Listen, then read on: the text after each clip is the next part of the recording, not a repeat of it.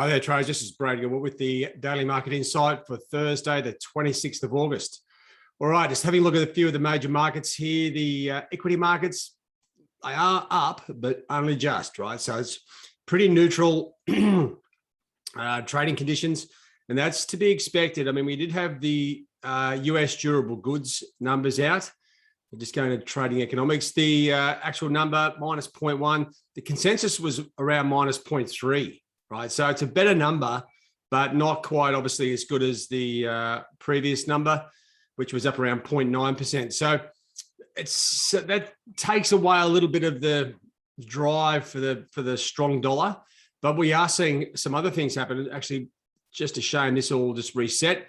The Treasury bonds, the prices have been falling, which means the yields have been increasing. Right, so US Treasury yields. Increasing, that usually leads to a stronger dollar, but we're not seeing that at the moment. It's just, if anything, it's sort of sideways with the touch of a drift lower, and that may have been from the US numbers missing the mark. So basically, from here, I would expect the numbers that we are seeing across the board to maybe come in and impact, because a lot of the major currency pairs are at critical levels. Right, the euro, sterling, Aussie, Kiwi all broke down last week.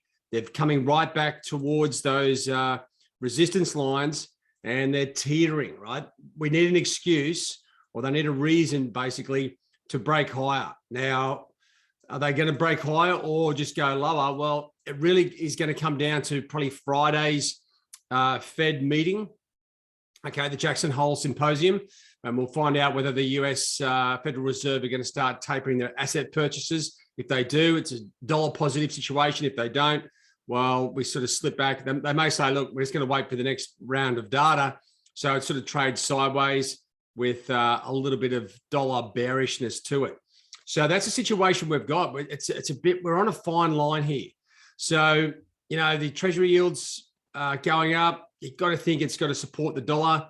It's not just at the moment. So this is where the market can get in a bit of, not necessarily a state of flux, but just confused, right? So the equity markets will start just trading sideways until we get the final decision from the Fed. Usually the Treasury yields will move in what they anticipate from the Fed. So to me, it sort of looks like they will be sort of making some sort of tapering announcement, but obviously that hasn't been confirmed, and it definitely hasn't been reflected in the US dollar. So there's not a lot. So what can we do today? Like, coming to the Asian session, we do have the CAPEX capital expenditure numbers in Australia. Now, the RBA aren't really in the game like the Fed, the RBNZ, and the Bank of Canada. So that is a bit of a negative. But you know what? The way the currencies are balanced, like the momentum at the moment is topside for the Aussie. So you got to think maybe strong numbers, maybe give a little push to the top side. The one thing to be careful with the Aussie dollar is there's rumored massive truck strikes coming up in the next couple of days or next week. That'll stop the whole country, and that's a big negative for the Aussie dollar. So just be careful of that one. The Kiwi, it's sort of banging away here through these resistance levels, but it's just going to follow what the dollar does. You can probably watch the euro, and that will be reflected on what happens on the Kiwi. Sterling also coming back to resistance around 138. That's a good 200-point rally from the lows we saw last week. So right now, it's a matter of just keep a trail of the numbers. As I said, the Aussie numbers coming out today for those in the Australasian area, trading area or time zone. Then we've got some sentiment numbers out of the euro zone. Check those out. It may go some way to giving the euro some sort of initial momentum. Of course, in the back of your mind, Friday's Fed is going to really determine where everything goes. But right now, these are the things that we can look for. The second estimate for the US economy, and then you've got the weekly jobless claims, PCE price index, the prelim numbers there as well. So not a bad number, not a bad cross-section of data for the US dollar. It's three different variables all coming out at the same time. Can be a little bit tricky. And that leads us into Friday's personal income spending data and the PCE price index down there actually as well. So we've got things to play for. The market is waiting for the penny to drop about the Fed. Today, do these pairs go up or down? Well, they are back at resistance or support, depending on if you're looking at the dollar block, which is the Euro, Sterling, Aussie, Kiwi. They're all sort of going up at the moment, but stalling. And the dollar has been drifting lower. Take out the Swiss and the yen. They are just on their own sort of holiday at the moment. So we're at a critical level. We're waiting for direction. We don't know what the answer is, so we've got to wait for the penny to drop. In the meantime, we may get some impact from the data being released today.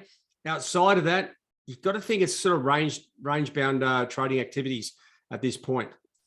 All right, I'll be able to tell you a lot more tomorrow once we get some fresh news and check out the data. Just keep an eye on your news pages, see what's going on. There was an interesting thing here from the chief economist saying, from the ECB, saying that Europe is going to have limited impact from the Delta impact. So that's interesting. I don't know how the economist knows that. And there's just a little tune up here with each currency pair. There's not much else going through. And so that's it. We have to wait, see what's going on. The good thing is, I think from Friday's decision, the currencies will move 150 points either way, up or down, right? So we're waiting for that. I'll cover that in more detail tomorrow. But right now, if anything, I'm still thinking in the back of my mind, we have a strong dollar fundamentals, employment, CPI. It's been bubbling away. That's the underlying component of the dollar, right? So even if the US dollar dips here at the moment, I think it's only going to be short-lived. But I tell you what, it could be an explosive dip if Euro, Sterling, Aussie, Kiwi, after hitting those fresh lows last week, there'll be a lot of stop losses above these resistance lines, and we might see a really good pop before the dollar comes back. All right, guys, have a good one. Cheerio.